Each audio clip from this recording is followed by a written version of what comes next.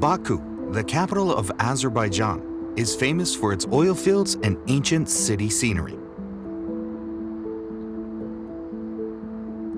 However, a conference held this morning now links it with Hangzhou, a city in China 10,000 miles away. At 10:42 local time, the archaeological ruins of Liangzhu city in Hangzhou, Zhejiang Province, were inscribed on the UNESCO World Heritage List during the 43rd session of the World Heritage Committee. This is the first Neolithic cultural site in China to be recognized as a World Heritage Site. Well, Liangzhu is a particularly important site because it takes us back nearly 1,000 years before what was thought of as the first civilization of China.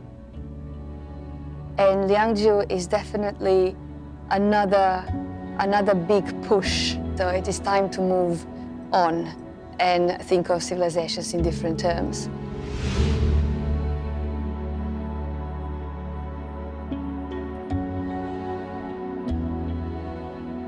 All the archaeologists at the Liangzhu site were proud to be part of the achievement, proving that Chinese civilization has a history of 5,000 years.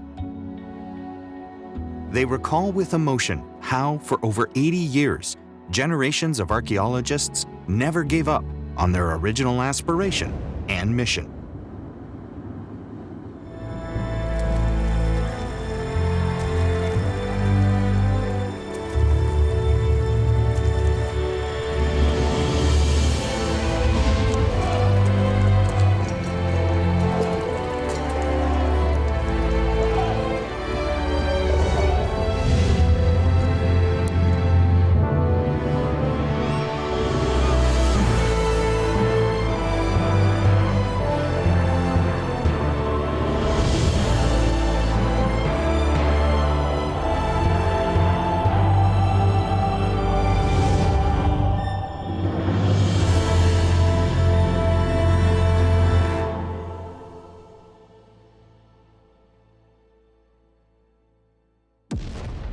On January 28, 1932, the Japanese Navy's Task Force 1 raided Shanghai. It then increased its army's presence to 90,000 soldiers, 80 warships, and 300 aircraft, thus instigating the January 28th incident.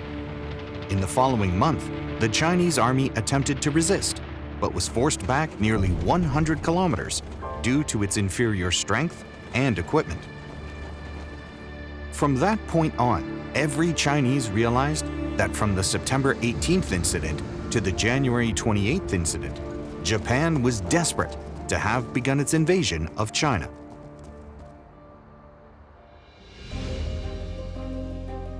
Four years later, in November 1936, a young man named Shi Xingeng spent the whole day beside the Qipan grave in Hangzhou's Liangzhu town. The pond had nearly dried up, and he was eagerly waiting to check the exposed soil layer. He then made a risky decision that would change history.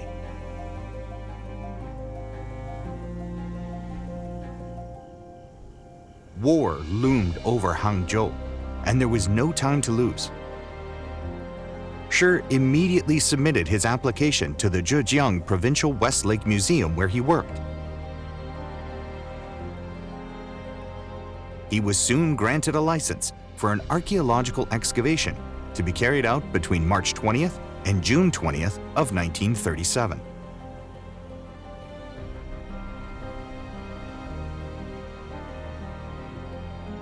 However, the Japanese attack could start at any moment. An anxious Shi Xingeng conducted 3 excavations in Liangzhu before submitting his application, twice at the end of 1936 and once between March 8th and 20th the following year.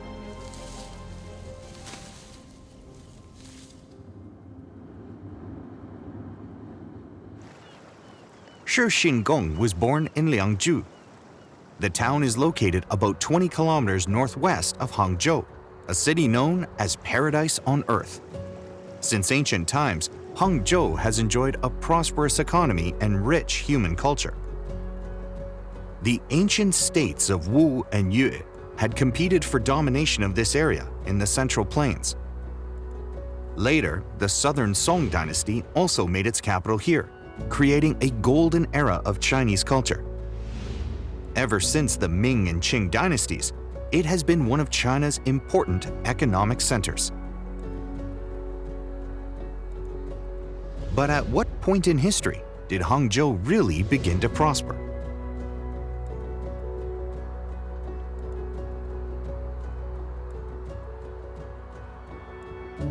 Liangzhu literally translates as beautiful island.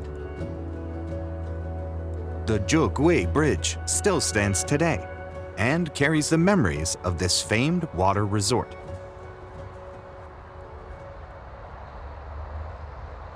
"我祖父就从小出生在那出来，原来就是这个位置，就这个位置。听我父亲说，祖父到良渚这里来进行调查，发现了几片与众不同的一个陶片。" Today, Shi Xingeng works at the Liangzhu Archaeological Site Management Committee. It is difficult for him to imagine how urgent a task it was to excavate the site back then.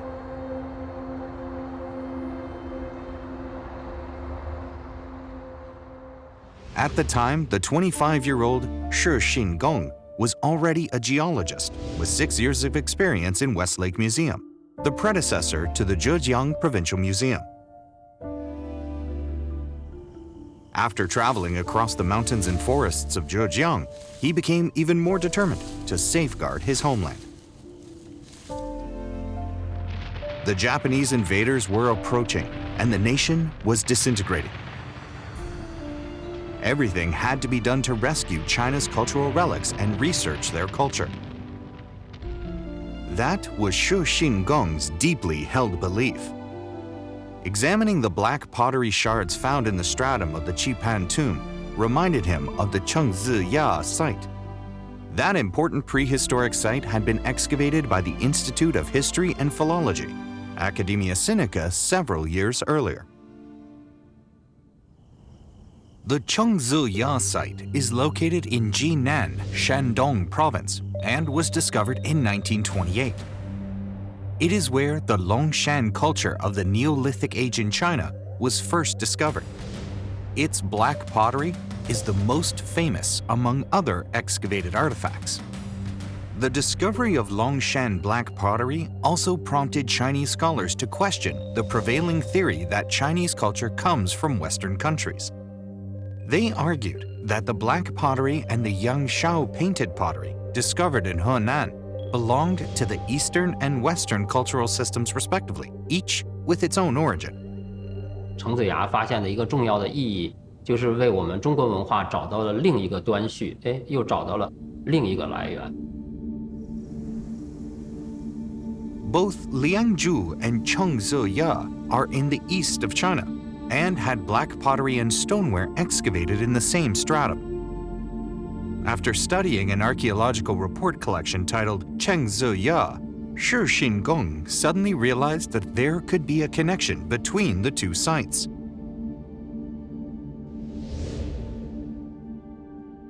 Shi Xingeng made a bold speculation. The discoveries of Liangzhu and Chengziya may be linked. Liangzhu could be a branch of Longshan culture in China's Neolithic age that had spread to the south of the Yangtze River and could be traced back at least 4,000 years for the origins of ancient Zhejiang culture. Shi Xingeng couldn't wait to solve the mystery.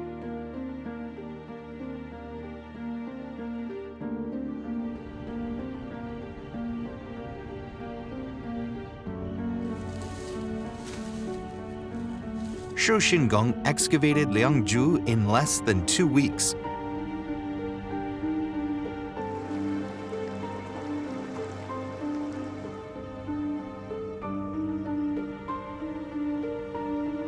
The scope of his investigation even spread for dozens of kilometers around Liangzhu town, uncovering a large number of various historical relics, including pottery and stonework. Later, he completed his report entitled Liangzhu in just 1 month. 施先生的工作呢，他是在中国考古学最初的这一个发展的时期，是非常重要的一项工作。他这样的发现，其实在很大程度上是可以跟程子牙的发现，还有跟仰韶的发现可以相媲美的。 But just as the report was about to be sent to the press, the Japanese army launched artillery strikes across China. In August 1937, the Battle of Shanghai broke out. Shanghai and Hangzhou were soon lost, and the publication was interrupted. Shi Xingeng had no choice but to move south to Rui'an with the Westlake Museum, taking the manuscript and excavation materials with him.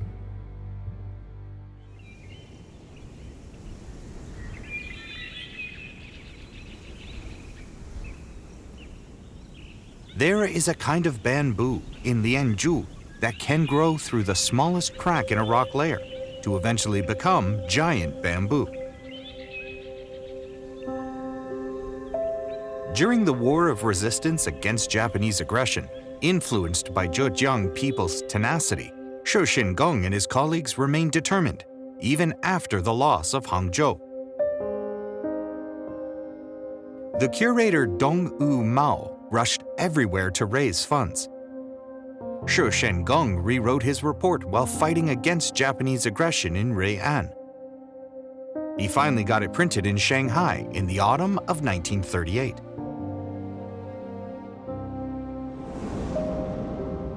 Amid the flames of war, Shi Xingeng wrote this introduction to the report. This book is dedicated to the memory of my hometown. Just like the destiny of the author, this book went through many hardships before it was finally published. My thoughts drift to the birthplace of this book, Liangzhu. It has been destroyed by enemy guns.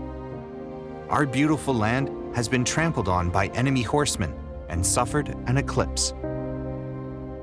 But China will never be conquered by other nations. History has told us clearly that it is our time-honored, broad and strong culture that will let us survive in these trying but great times. Therefore, we need to make the greatest efforts to preserve our inherent culture and keep it intact. Only in this way will we have indestructible confidence.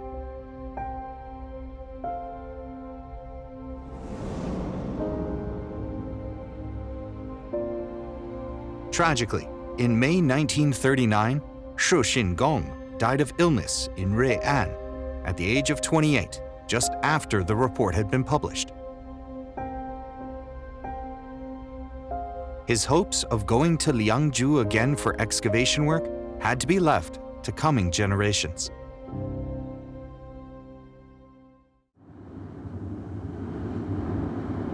Neither war nor poverty could stop what he had started. After the founding of the People's Republic of China in 1949, archaeological studies into the roots of Chinese culture were carried out. A series of successful archaeological excavations in the Yellow River Basin in the 1950s confirmed that Chinese culture originated from its mainland. This reversed the Western origin theory and gave many scholars reason to believe that Chinese civilization originated in the central plains of the Yellow River Basin. At that time, few people paid attention to Liangzhu.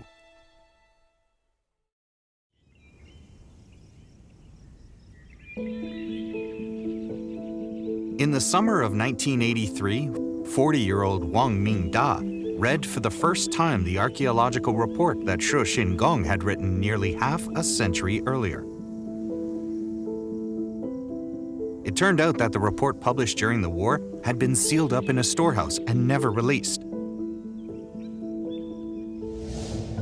It was only later, when the Zhejiang Provincial Museum cleaned out its storehouse, that it finally got to see the light of day.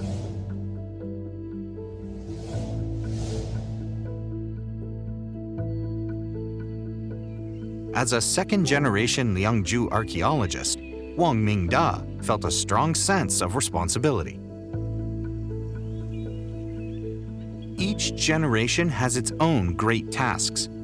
The excavations carried out by Shi Xingeng were only a preliminary round of research. In the 1950s, several sites in the Jiangsu, Zhejiang, and Shanghai regions in the lower reaches of the Yangtze River were excavated. People saw clear differences between Liangzhu culture and Longshan culture. In addition, a great deal of stoneware, including plow-shaped tools and triangular stone blades, had not been seen in the prehistoric culture of other areas. In 1959, the famous archaeologist Shi Xingeng proposed the name Liangzhu culture, giving the regional culture an independent status. But questions on its distinctive characteristics, distribution range, and extent of development would be left for future generations to answer. Right now, Wang Mingda has a more pressing task to deal with. In 1973, a batch of ancient pottery from the Liangzhu period was found by archaeologists in a group of graves on the Shaoxie Hill in the eastern suburbs of Suzhou, 160 kilometers northeast of Liangzhu.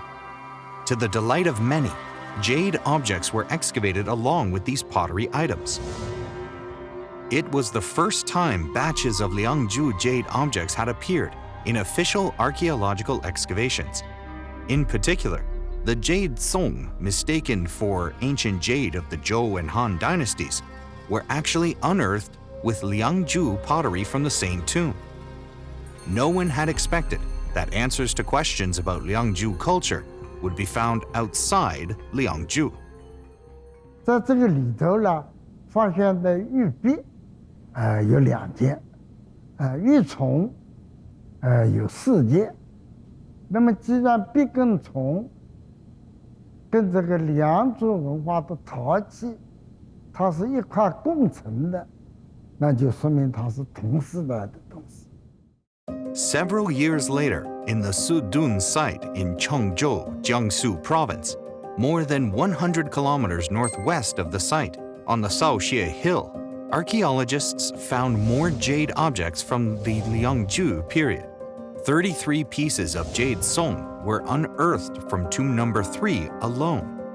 At almost the same time, a number of large tombs with high-end jade funerary objects, such as song, bi, and yue, were also unearthed from the Fuchuan Hill site in Qingpu District, Shanghai.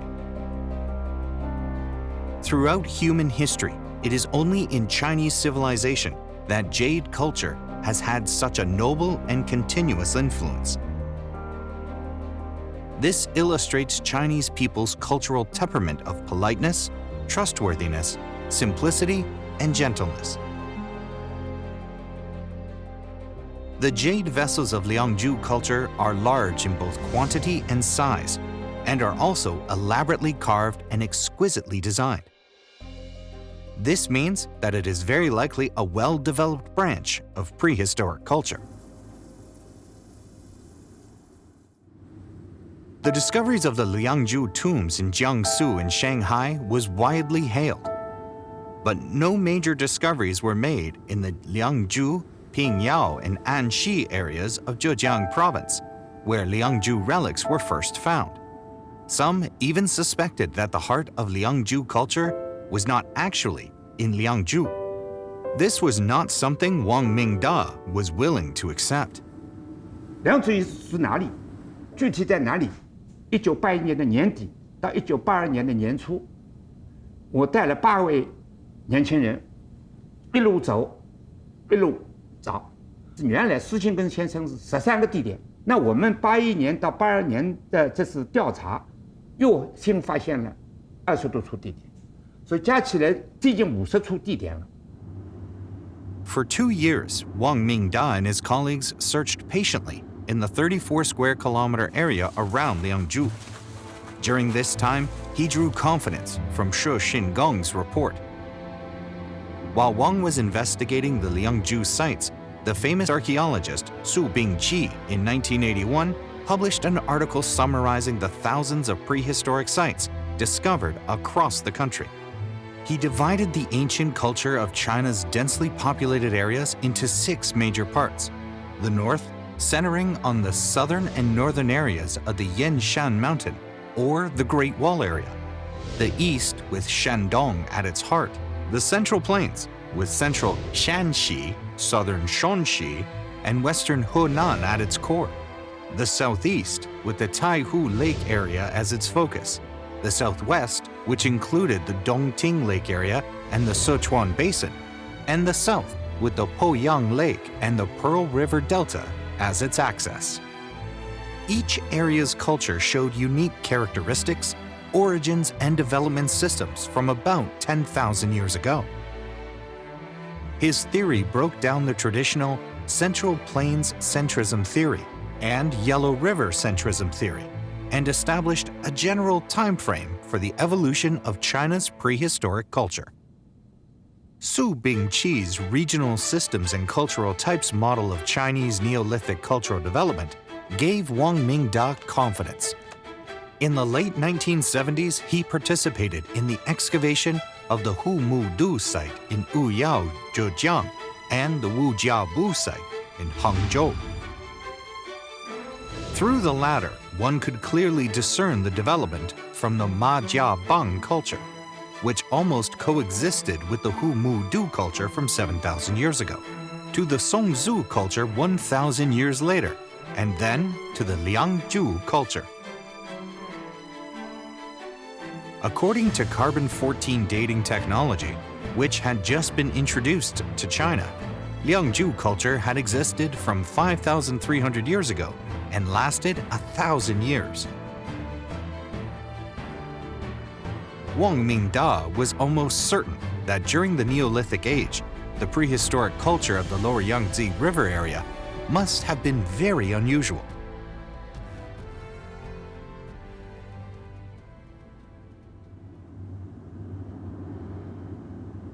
我们现在走的这条路的原有的路，就是从杭州进京的所谓官道。原来是条很窄的小路。80多年前吧，施信根先生就是做这里的调查和考古发掘。Wang Mingda has been staying in Liangzhu, the land that Shi Xingeng cared so much about. The ancestors of Liangzhu lived here more than 5,000 years ago. The rice and fish lifestyle seen in the south of the Yangtze River today started even before that. The people of ancient Liangzhu passed on the culture of farming, agriculture, handicrafts, spirits, as well as local customs and practices on to later generations. These would later become integrated with the life and glory of the Chinese nation. Wang Mingda believed that one day, magnificent tombs would eventually be discovered in Liangzhu. In March 1986, Wang Mingda was suddenly informed that a factory was going to collect soil from Fanshan Hill in Pingyao Town. These earthen hills boast an even soil texture and have no ripraps, making them very suitable for construction. However, archaeologists had long ago discovered that almost all the high-grade tombs of Liangzhu culture in Jiangsu and Shanghai were built on high, artificially stacked terraces. Since Fanshan Hill happens to be a large and high terrace, if it were indeed man-made, something extraordinary must be there. 当时来看了之后呢，就判断是个缩土堆。缩土堆的概念就是土著金字塔。84年的时候，苏秉琦先生把这种人工堆建了一个土包子一样的，上面埋藏2组墓葬，称之为土著金字塔。我们江南太湖流域不是山就是墩，能够埋藏在这些土著金字塔上面的，我的看法都是大大小小的贵族。The factory's soil collection work was soon halted. 2 months later, authorities gave approval for archaeological excavation to start, with Wang Mingda leading the work. However, after 20 days of digging, only a few small Han Dynasty tombs were found. Digging 1 meter further down also yielded nothing. Had there been an error in their judgment? Despite the pressure, Wang Mingda refused to give up. 1.1米的时候，我一个技工叫陈运南，他突然之间从1.1米的地方爬下来，手里托了一块土，土里上头有红的，还有白的点，红的白的，其实就是现在就是嵌玉漆杯，硬的，绝对是玉器。 Groups of jade objects were unearthed from the site from which Liangzhu culture got its name. Although the skeletons in the tomb had already decayed due to the region's rainy and humid weather, the jade vessels buried together with the dead had been well preserved. The Archaeological Institute immediately sent more people. One of them was Liu Bin, who had just turned 25. By coincidence, Shi Xingeng began his archaeological studies in Liangzhu at that age. 光东西开始露头清的话，好像是清了3天时间，就是你都不停点的在那清。Fanshan Hill is about 4 meters high, 90 meters long from west to east, and 30 meters wide from north to south. To date, 11 tombs of nobles have been found, distributed in 2 rows in the north and south. Wang Mingda ordered Liu Bin to clean tomb number 12 in the middle of the southern row. To their astonishment, it turned out to be the highest grade tomb and had the largest number of funerary objects among all the Liangzhu tombs. About 1,200 cultural relics were excavated, including more than 1,100 jade objects. That day, one of the most iconic large jade objects was carefully unearthed. 反正这个12号墓这个玉琮王，那么当拿出来的时候，啊，搬不动啊，这么重，啊，才知道这个很重，13斤重。Jade song are not rare among excavated jade objects from Liangzhu, but this was the first time such a large and exquisite jade song had been found. Archaeologists were amazed by the vivid emblems displaying a half-human and half-animal mythical creature carved on its 4 sides. They decided to name it the King of Jade Song. 原来对于5000年前这个人到底什么样子完全没有概念，对不对？你都是兽面啊，都是什么？你突然说发现一个人的样子，是吧？胳膊手啊都很好，只不过脸不太一样啊，脸像戴了个面具。你突然觉得见到良渚人了，这个感觉。Liu Bin then brought out a large-sized jade yue out of tomb number 12, whose blade was also carved with the same intact emblem. The engraving work was very intricate and clearly visible. It became known as the King of Jade Yue. Out of all the excavated Liangzhu ruins, this is the only grave where both the King of Jade Song and King of Jade Yue were found together. The mythical creature had been carved on jade pieces like a clan emblem. Who could the tomb's occupant be? Archaeologists were astonished by the answer. The rites of the Zhou dynasty state that Jade Bi and Song were offered as sacrifices to heaven and earth separately. This tells us that both were ritual vessels used in sacrificial activities to communicate with heaven and earth. Those who owned them must have wielded this sacred power. 空身的使者是巫，这巫者应该是他那个群体里头的德者、智者，他只有这样的身份，他才能够把神的意志替天说话，让大众信服。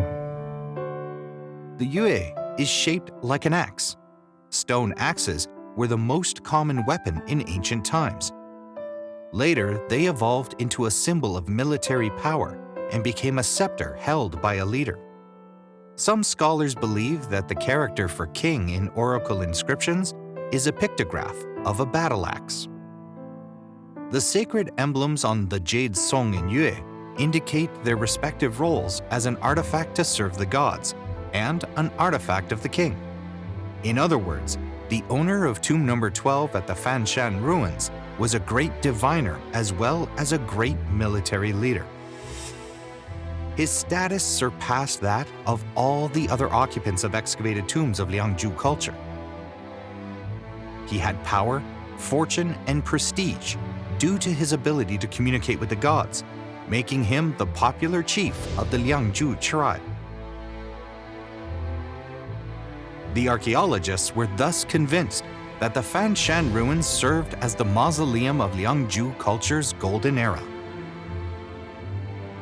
Scholars found that all the high-grade jade artifacts of Liangzhu culture excavated in the Jiangsu, Zhejiang, and Shanghai regions had sacred emblems carved on them similar to the ones on the King of Jade Song.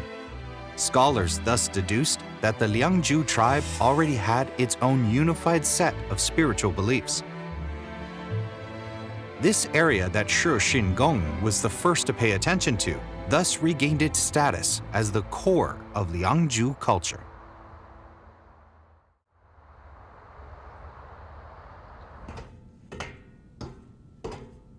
Today, Liu Bin is a professor at the School of Art and Archaeology in Zhejiang University, but has spent most of his career at the Zhejiang Institute of Cultural Relics and Archaeology. In 1985, he graduated from Jilin University with a degree in archaeology. He has been engaged in archaeological excavations and research in Zhejiang for over 3 decades. For archaeologists of Liangzhu sites, discovering and restoring as much of Liangzhu society as they can is a lifelong mission.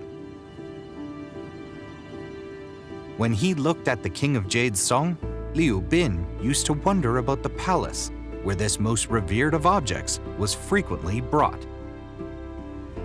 In 1992, 6 years after the discovery of the Fanshan cemetery, archaeologists found a large mound of ruins, tens of thousands of square meters in size. It was just a few hundred meters away in Mojiao Hill. Several rows of large pillar pits were found in it.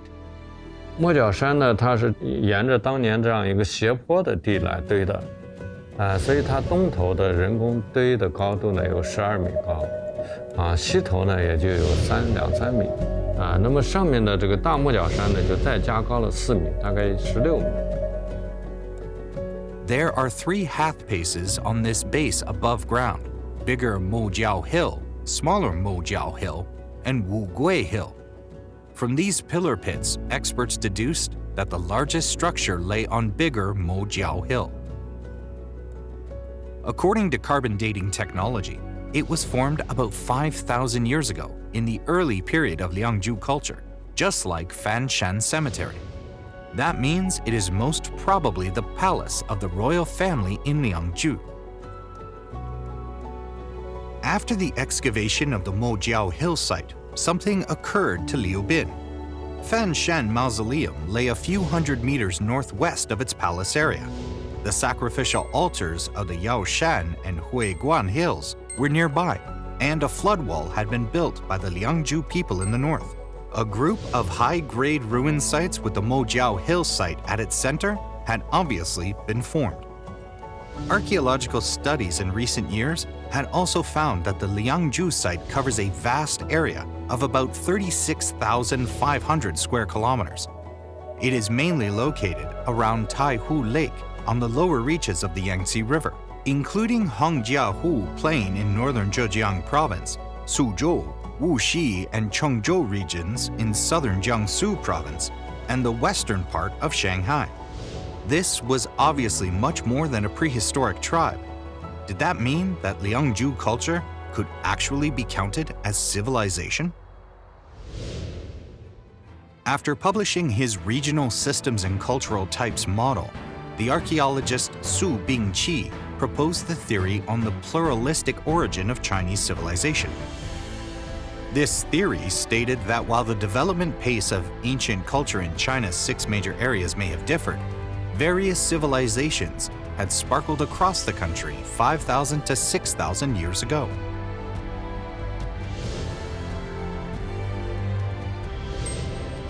At this time, the prehistoric cultures of various regions started to meet frequently and were like stars in the sky competing with each other. They took in the past, but looked to the future with new inventions. This led to an early Chinese civilization that featured harmony, pluralism, and integration. 那苏先生讲叫个性发展为主，频繁交汇，就相互之间你中有我，我中有你，这个就文化认同。文化认同是最早的中国，就是认同的中国。5500年前后是那一段。张光直先生呢，把它叫做中国相互作用圈，因为他认为我们后来的中国就是在这个文化圈的基础上形成的。良渚文化可以说是中国相互作用圈第一个灿烂的结晶。After prehistoric culture underwent its great turnaround in China more than 5,000 years ago, what form would the crystallization that led to Liangzhu culture take?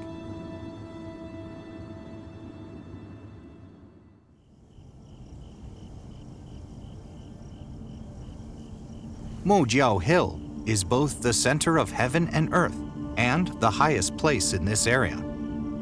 Standing at its top, Liu Bin felt the heroic spirit of the king of Liangzhu.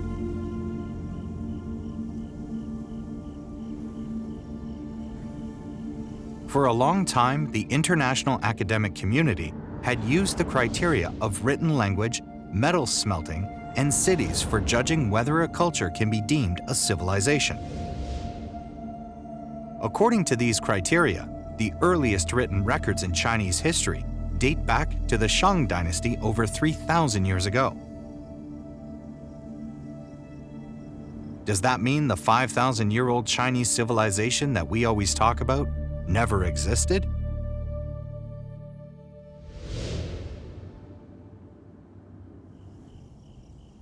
For Liu Bin, this theory does not hold water.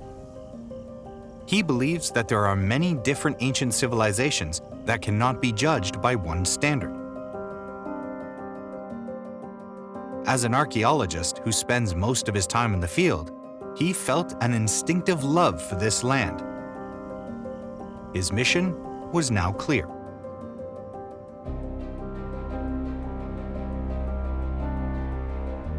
Shi Xingeng sought to preserve Liangzhu culture in a time of war.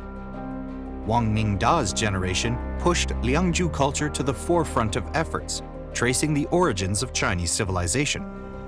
Liu Bin wants to complete this task by continuing the search for solid evidence that Chinese civilization extends back 5,000 years.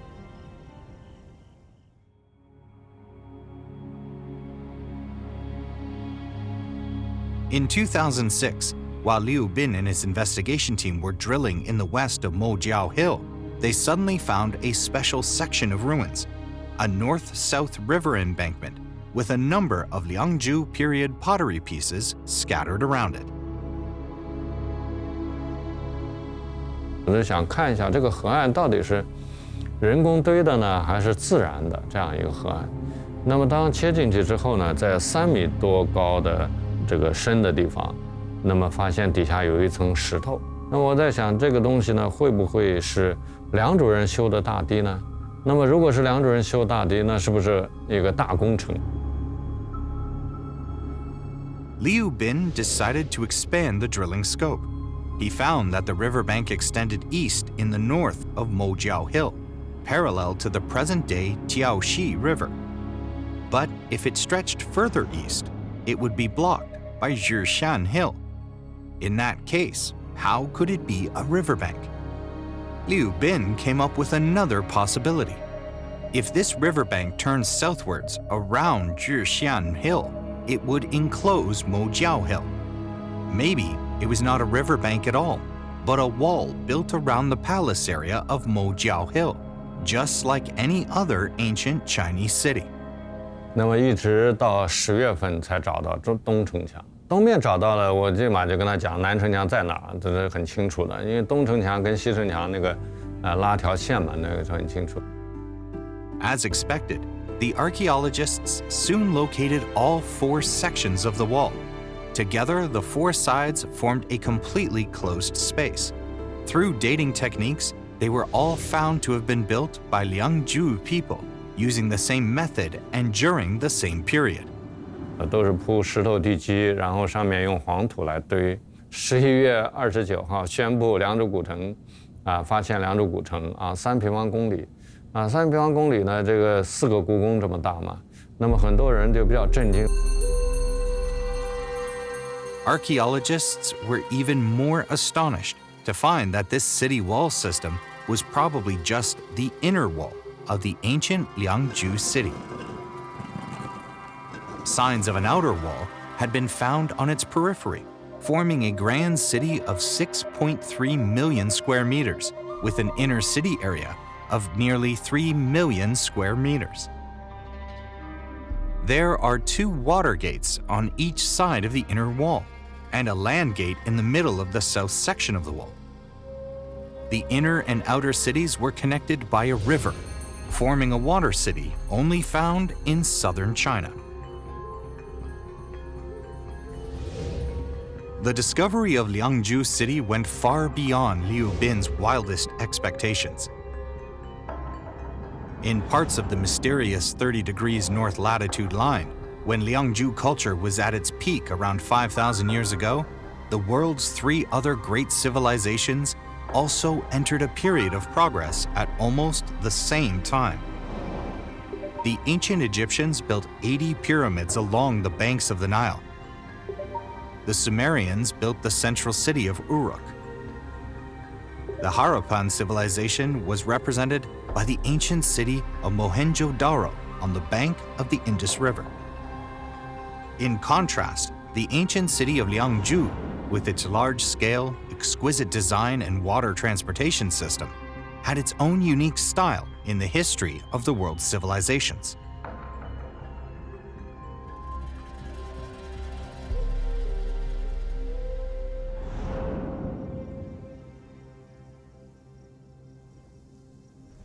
Liu Bin was heartened by the discovery, but also had to face a torrent of questions.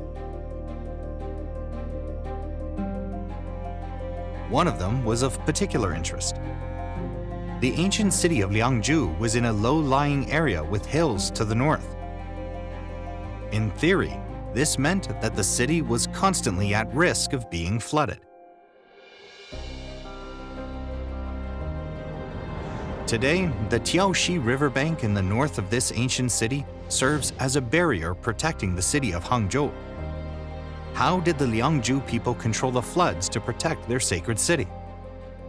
This was a mystery that had to be solved. The answer surprised Liu Bin again. It turned out that the Liangzhu people solved this problem with an amazing project.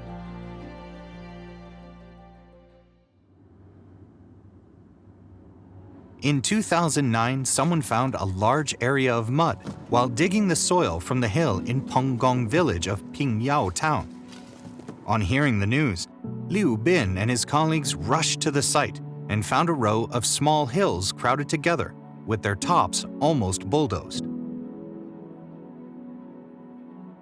The following field survey showed that there were 6 earthen dams distributed from west to east, around 10 kilometers northwest of the ancient city of Liangzhu. Grouped in threes, each blocked a valley and seemed to form several reservoirs.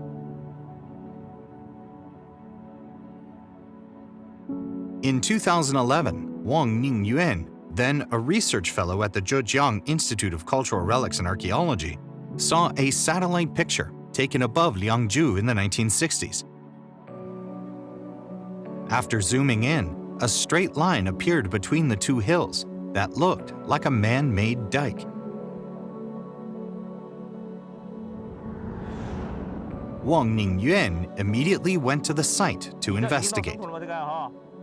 你这边是石头山嘛，这个确定的嘛，所以当时两种人会省力一点，他就沿着这个山边这样过来。Just as they thought, this was not just one dam. There were 3 other shorter dams nearby. A total of 11 dams linked the hills together, with the Tangshan Dam in the north of the ancient city.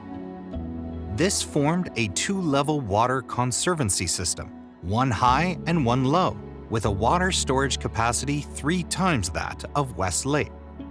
By storing floodwater and turning it into a few rivers, they protected the ancient city of Liangzhu and made water transportation possible. 这个是很厉害的一种规划，它控制范围有100平方公里。那么这种体量、这种年代这种复杂的一个水利体系，在当时世界上是没有的。The World Heritage Conference held on July 6, 2019 attracted a lot of attention.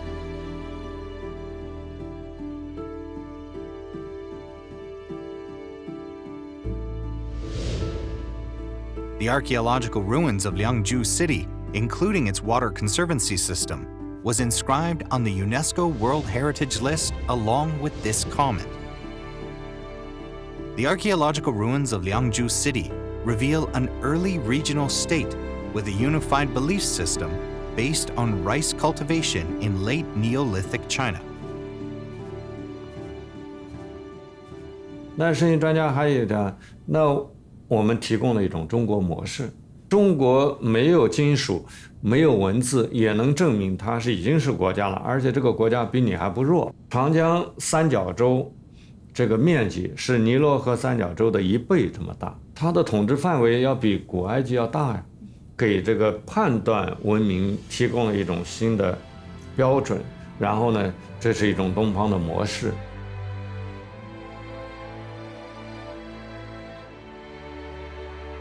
Standing on the top of Mojiao Hill, Liu Bin hopes to get into the mind of the Liangzhu king who had made such great achievements.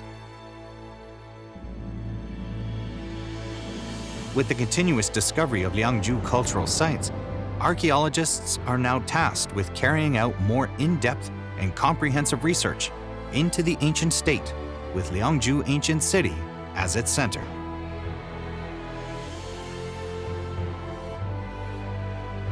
Liu Bin is heartened to know that for decades, several generations of archaeologists, including himself, have carried out Shi Xingeng's wishes.